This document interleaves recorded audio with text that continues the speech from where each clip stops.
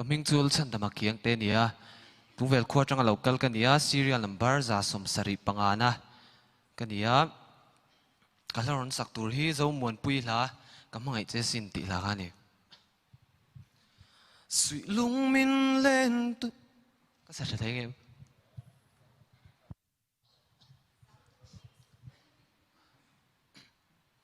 sui lung min dum tu ber darang tung in mangai bia zai nem ten atona kalana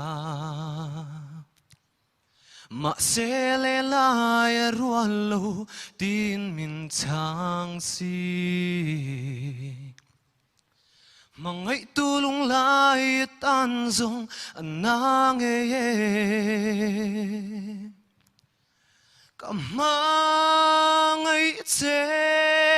asin ma selen dun reng arem silo kwanu ruat lo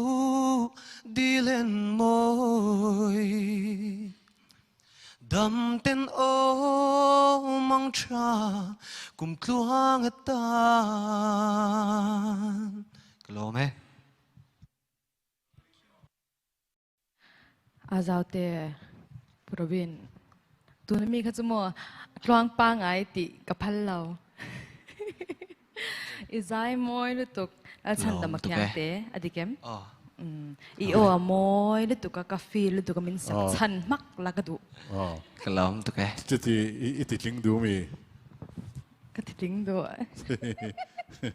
Itu. Katober shi Katitling doon itling kalom tu ke Alsanda makyante